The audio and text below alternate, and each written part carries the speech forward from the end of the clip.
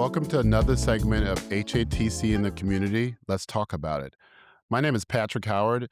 I serve as the CEO and Executive Director of the Housing Authority of Travis County. And March is Women's History Month. And so we like to have a discussion about some of the struggles that women have faced over the course of the years, but specifically in a housing context, affordable housing in particular. So I have with me three esteemed guests who I will introduce here, starting with my board chair, Laura Goettsche. Laura serves as the chair of our board, the Housing Authority Board. She's also an attorney with the law firm of Hindler Flores, where she does civil rights law. And Laura is very passionate about serving her community as she also serves on many other community boards. Thank you for being here, Laura. Thanks, Patrick. We have Debra Guerrero. Debra is a big advocate for affordable housing. She served in many capacities in policy reform and advocacy related to affordable housing, both locally, nationally, and at the state level as well. And so Debra works as the Senior Vice President for Strategic Partnerships and Government Affairs for the NRP Group. Thank you for being here. Absolutely. Good to see you. And last but not least, we have Sheryl Cole. She has been a passionate advocate for the rights of individuals, focusing on education and affordable housing in particular. Her public service career started back in 2004, serving on the AISD board, the bond committee, and that work continued as she became a city council person for the city of Austin, served 3 terms as city councilwoman, and also mayor pro tem during that period. That passion for affordable housing stayed with her and continued on as she represents now District 46 in the Texas State House of Representatives. And she has been an advocate ever since for affordable housing. So we thank you, Representative Cole, for being with us today. So, understanding just how the challenges that we face in society today and all of the good causes that are out there in terms of where we could put our focus and emphasis, you all have elected to make affordable housing a very prominent part of your life, and you've advocated for such. So I'd like each of you to share with me what drew you to this work. We'll start with Laura. Oh, okay. Thank you. Um, Housing drew me as a place where I wanted to put in my effort and my time because I really see housing as a foundation for everything. I think if a family doesn't have access to stable housing, it impinges on so many other things in that family's lives. Continuing education at the same school, continuity with job access, um, and really impinges on so many rights of dignity and safety and security. And so it really is, I'm passionate about housing as a subject because it really is a foundation for so many other things that a community needs to be healthy and to thrive. Thank you. What about you, Deborah? Well, I have to completely agree with Laura. I mean, the fact is that it really does serve as the base of where everything that will help improve the quality of life of a family, of a neighborhood, all of that hinges on young people, especially families, feeling safe. Education has always been a big part of my life, and the connection between housing and education, as well as just healthy communities, and seeing all that connected. I felt as a former policymaker that I wanted to take the passion that I had when it came to affordable housing and weave that into a professional career. So 22 years ago, I joined NRP because they had a belief that it's more than just providing a structure, a building, a home. It's really about all those other resident services and all the other opportunities to link families to what they might need at different points in their lives. And then ultimately, when you see the face of those children and those families living in a safe place that they can afford, it fills your heart. Mhm. And so I found a profession that gets to marry both my love for policy and actually have a career in it. That's wonderful. Thank you for that. Representative Cole? Well, I served on the Austin City Council way back in 2006, and the decisions impacting the city from focus on housing and the collapse in the transportation and climate control and education too. They all get back to where do people want to live? And we were facing skyrocketing housing costs, and that was impacting the schools and transportation.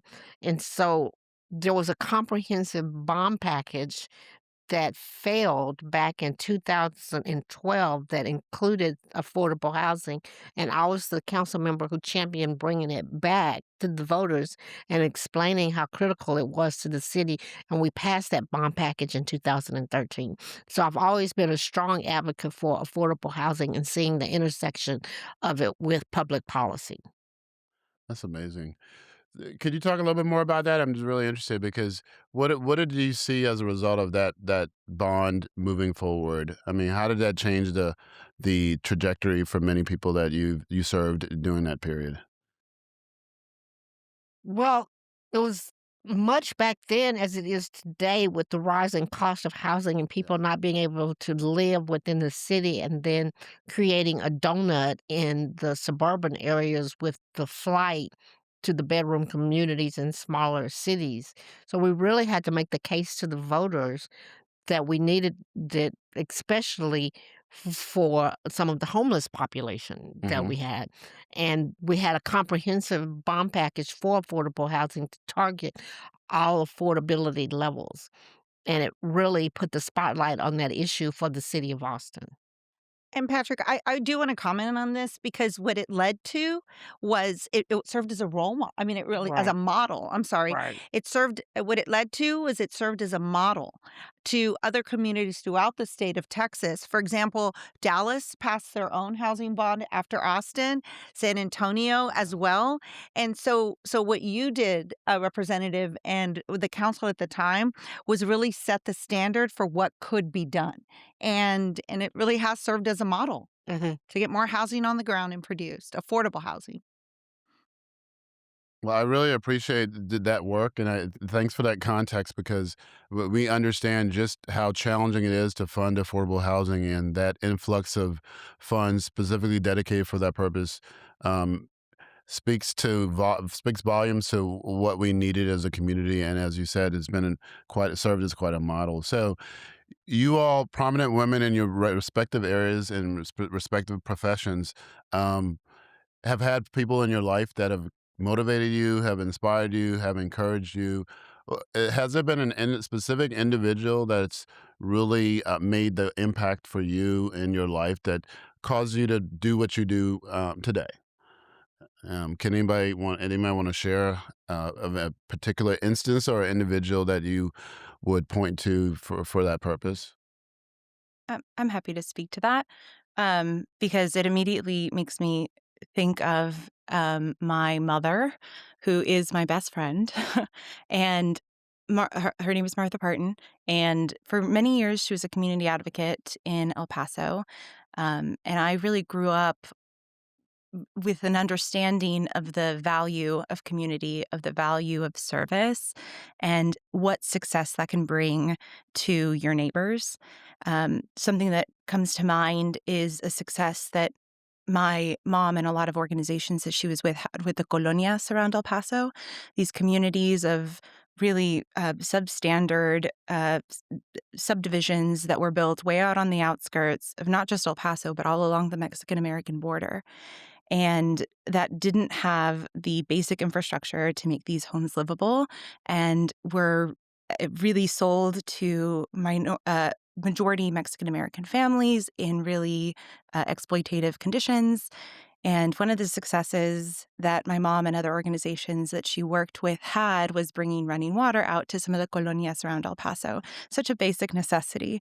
And being able to see the success of a community coming together and advocating and showing that you can organize with purpose was really formative for me. So I always go back to thinking of my mom. That's wonderful. Well, I can understand that. I mean, from very early age, you were really influenced to really to community service, about community service, and I think that's obviously today it still stays with you. And thank you for your service. Anybody else want to share anything about an experience or a person that's really helped influence them? Well, for me, it was my grandmother's sister, my great aunt. She lived in Austin and she was a precinct chair and she was one of the original people organizing the Texas Black Democrats. Hmm. And she was very active in the community and she emphasized with me to vote and get involved in party politics and really taught me what a difference it can make to be active in the community and in the political field. That's awesome. That's I'm gonna wonderful. turn to family too as my first the ones that first inspired me and the passion that I have just in general, to get involved in community service. My mother and my aunts, both my aunt and my father passed away at a very young age, and so did my uncle. So I was raised by a group of amazing women, and they were very strong women, none of which had gone to college. They had only gone up to high school, but I never knew that you didn't go to college despite that because if they instilled in me that that education was the primary motivation that could take me anywhere that I wanted to be, and but at the same time, I was drawn back home to San Antonio where I was raised because. If they were going to all invest in me, they wanted to make sure that I also invested in the community where I grew up, and so they were my initial sort of inspiration. I will tell you, though, there have been amazing women along the way.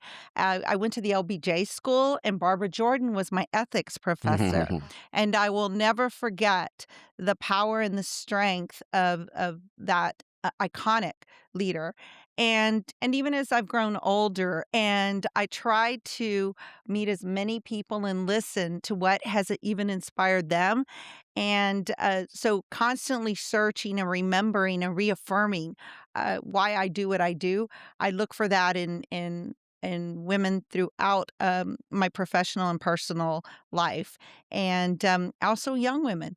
That I learn from them. Even those that I'm supposed to be mentoring, they mentor me, Mm, and so I am just so proud to be in a profession and in a community that continues to inspire and elevate women in what they do. that's wonderful. Well, I hear some common themes here. I hear about family, and I hear about very powerful women that have all influenced you all to be what you are today. And I think that's really important to note. I know working in affordable housing, for the last 10 plus years, many of the households are female head of households. So Absolutely. the role of women is critically important when you think about having a stable family environment and being able to thrive and to have a trajectory that's going to be different from what it might have been if we didn't have those sort of that stable environment. And so the role of women has been critically important, as I see it, in the lives of many, particularly those low income that we've served as the housing authority. And speaking of the housing authority, our chair, Laura, you've been governing the organization and have been able to see and understand some of the challenges that we've seen in Travis County, challenges and opportunities. Could you share a little bit about what you've seen in terms of what's happening in terms of as far as affordable housing space in this county in particular? Yeah, absolutely. Because something that I think of that's hyper specific to Travis County, that I've been seeing lately when I talk to people about housing, because I love to talk about housing with people, is I think we're kind of having a bit of a perception gap. And I'll tell a story that kind of illustrates that. I was at a wedding recently, and a young man was telling me that he was so grateful that the prices of rent have gone down and there's so many available units, and that he was grateful that it had been an end to our housing crisis in Travis County. And after I picked my jaw up off the floor and put my eyeballs back in my head, I had I was really I'm grateful for that experience because it was so illuminating because he's not wrong, right? He from his experience and the prices of rent have gone down recently. Um, and we've had an influx of luxury and high-end housing. We had this tech boom that sort of softened, and it really did drive the price of renting down for so many people in our community. At the same time, the need for affordable housing Hmm. has not diminished. it's still the reality for so many people who live in Travis County that they work in Travis County, but they can't afford to live in Travis County, or they live in their homes that their families have lived in for generations, and they're being priced out of their communities. Like, that is a very salient and real experience for so many people living in Travis County, and that can be true at the same time that we're having, historically low rent prices. And it is a little bit of a, not quite as Dickensian, but a tale of two cities, and being able to hold those truths, which are both completely valid, at the same time, and explain that there is still such a dire need in our community has been a bit of a challenge. But that's what I would say right now, a bit of a perception gap. Yeah, and I would agree with you. Just seeing some of what we've been faced with in terms of putting deals together and understanding the need to have to be creative in the partnerships. And speaking of partnerships, Deborah, in your experience, obviously working both locally and nationally and doing development work, I mean, why is it so important to really cultivate these partnerships, and why is that such a need when you think about trying to expand the affordable housing space? Well, I will tell you that we have always focused on community-driven projects. And what that means is you work with your local partners. And in working with your local partners, it's about accomplishing and meeting what they envision, what their mission is. And you all, as a partner, you have clear ideas of what you want to accomplish. A lot of what that Laura just said, which is there's certain groups that still certain income bands that still we haven't fulfilled that need and that demand, and we may never be able to fill it because populations grow and jobs continue to come, and if wages don't keep up with expenses, then there'll always be the need. There'll always be the need for affordable and quality housing. And in order to accomplish that goal, the way we can do it quicker is through partnerships. You all, as a public entity, can't always guarantee construction and loan documents, et cetera, or compliance, whatever that's required. And so, why not partner with somebody that can? And together, we can create more successful, more better managed, and honestly, long term sustainability when it comes to affordable housing. So that's really what drives these public private partnerships is to really get something successfully done of the quality and the long-term sustainability that's needed, ultimately for residents and to really to house families. Excellent. Well, I happen to have been at a groundbreaking for a very innovative partnership. I wonder if you'd share a little bit about that partnership, because I thought it'd be a precedent for hopefully other partnerships like that to come. Well, and a model, again, it's all about, sharing and really creating opportunities so that it's not just us that are being creative in our partnerships, but it's what we can share with others so they can go out and do it. Anita Coy, which is an Austin ISD property that's over on the east side that needed to be repositioned. Austin ISD, like a lot of urban school districts, has been going through a decline in enrollment and a need to consolidate a lot of their facilities. But at the same time, the idea of like trying to create and reposition their assets so it meets some need. In the case of Austin ISD, teacher housing has been out of reach for a lot of young teachers coming in and a lot of folks that work even in administration and staff support for the school district. So their idea was to reposition their asset as a housing opportunity. And so we responded to an RFP about 2 years ago, an RFP about 2 years ago, asking us what would you do with this property in order to really fulfill what our vision and mission is. And we proposed. There were about 15 applicants. It narrowed to seven. It narrowed to four. It narrowed down to two. But the fact is, they were very intentional in what they wanted to do because it was really their first time to really get involved in real estate because that isn't something school districts do.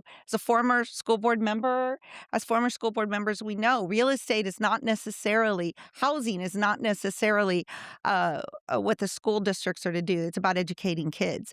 But finding somewhere for teachers to live that's affordable. We were hearing stories that they would go recruit teachers in, April and May for an August date. The potential teachers would come in June looking for housing, and they couldn't find anything they could afford. So that became sort of one of their goals in repositioning their assets. And the Anita Coy ultimately in 2 phases will bring about 600 units that will allow for 50% at market rate, 50% at below 80% area median income. And the school district itself created a public facility corporation, a structure under State Statute 303, and they will serve as the partner, a true partner in the development. And they not only will benefit through revenue, but also the opportunity to have their employees live somewhere that is affordable. Thank you for sharing that. One of the words that you mentioned was intentional, and I love that word because it speaks to being very focused on making change and trying to create change. And Representative Cole, you have spent most of your career really being intentional about changing the landscape of this community, particularly as it relates to affordable housing. So I'd like you to share about why has that been such a thing for you in terms of really that focus, and how have you seen that come about in some of the things that you've advocated for at the state house in particular, in your several years. Well, my mother was a maid, my mother's mother was a maid. I come from a long history of housekeepers, and I remember how important it was to my mother and father when they bought their first house and growing up in Wichita Falls, Texas. So having a home and having a place that you can call home, whether it's a single family dwelling or an apartment dwelling, is so important to the vitality of the family. And so that has always been very important to me. Um, I've seen the prices in Austin skyrocket and been a part of this movement with Debra to bring affordable housing to the community at all income levels. And it's interesting now with the talk about affordability, we talk so much about grocery prices, but also we have to remember that rent is a big part of that equation for people. And so I just continue to see it as a focal point for the family and the stability of the family. Thank you.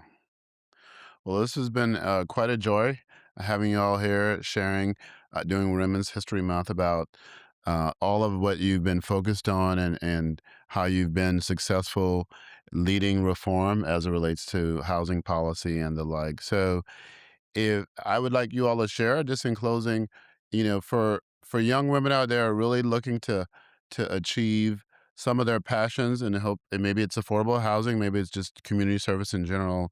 What would you recommend for them as we wrap up here? There are so many organizations out there that are involved in good work in the housing space, and I would just encourage them to get involved in that and to follow their passion because if you really feel strongly about something, you will dedicate the time and energy that it takes to be successful and to be really strategic about your talent and giving to those groups. Wow. What I would recommend, there's so many different things, but I will tell you that I tend to really focus on 4 things that I try to keep focused on anything that I do, and it comes from the 4 agreements and, amazing Miguel Ruiz, Don Miguel Ruiz, and really I'll just say them very quickly, which is, try your hardest. Try your hardest in anything that you do. Be impeccable with your word. I mean, be honest and truthful and authentic in what you're saying and what you're doing. Don't make assumptions about people or about things or about where something might be. And then the last one, which is the hardest, and it's a daily practice, is don't take things personally. And really, those are the four things I remember as not only a woman, but also just a person living in this world. And then I will take one last one. If somebody doesn't want you in the room, go sit in the front. For some reason, Senator Zaffarini, I always remember that. Yes, she does say She says that. that. So if somebody doesn't want you, go sit in the front and sit tall and participate. But always be in the front and always be at the table. Thank you, Deborah, for That was incredible. I know, it's in that. the front.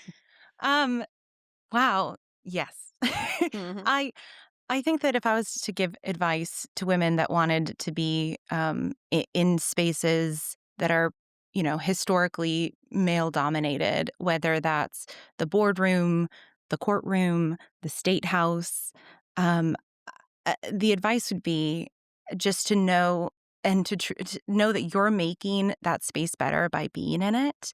Representation matters. Right. And if you walk into a room and you're the only person that looks like you in that room, it's important to stay in that room. Even if, you might experience some bias, some prejudice, some discomfort, to sit in that discomfort, because the next person that walks in will have, a friendly face and an easier time. And as we lead and as we grow, being able to reach a hand down and helping others is incredibly important to pull up to build a pipeline of women and to reach down to the next generation and continue to build um, our future leaders. And I truly believe in the power of board service. And I Mhm. think a board as a governing body is so important because it brings so many different people to the table.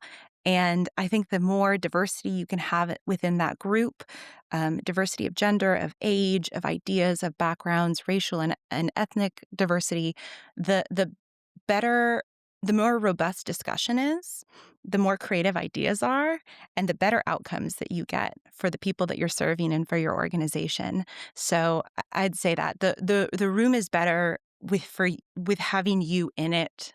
So Thank you. Wow. Great responses. I am full now thinking about all of what you all have shared. And I just thank you all for being here and being able to share that with the public who will be able to view this. Um, and so thank you again for being here. So thank you, audience, for participating and listening to us today. I am Patrick Howard. That's all for now.